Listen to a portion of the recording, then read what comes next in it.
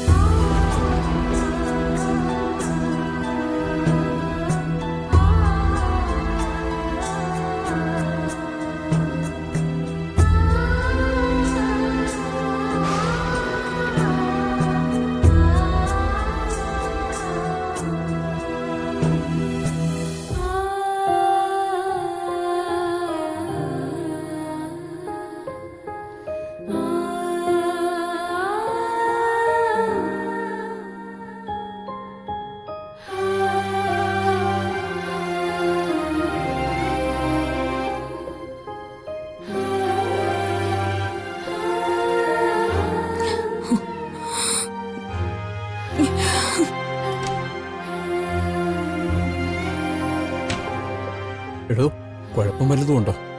ഇല്ല, ഞാൻ പറഞ്ഞില്ലേ, മനസ്സുകൊണ്ട് പാടിയതാ. അത് തന്നെയാ കാര്യം. വല്ലാതെ ഫീൽ ചെയ്തിട്ടുണ്ട് മാമിന്.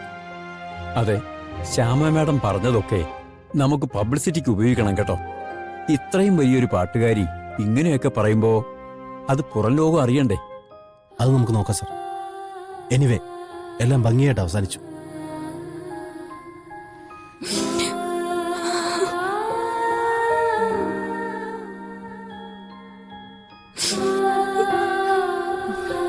ശ്യാമേ, ഇത്രയും നാളും തിരഞ്ഞിട്ടും കണ്ടില്ല. ഇപ്പൊ ഞാൻ അറിയാതെ ഇവിടെ എത്തി. എന്റെ കൂടെ പാടി. ചേച്ചി, ആ കേട്ട ശബ്ദം എന്റെ മോളുടെയാ.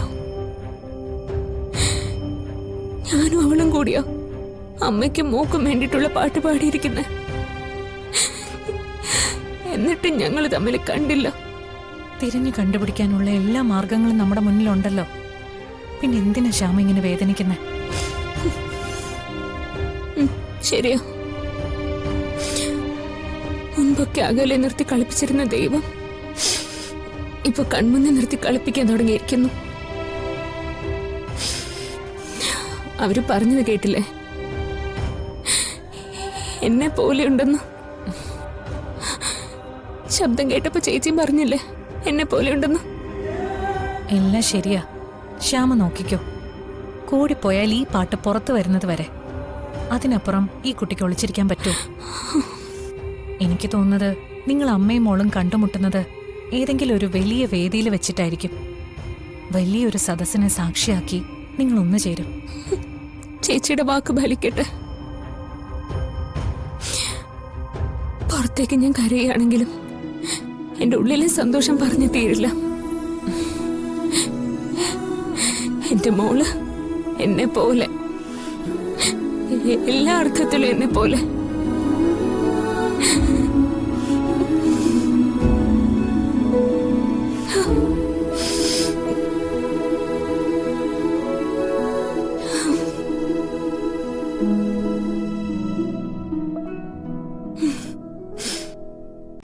ഡൗൺലോഡ് ചെയ്യൂ C5 ആപ്പ്. കാണൂ എല്ലാ എപ്പിസോഡുകളും സൗജന്യമായി.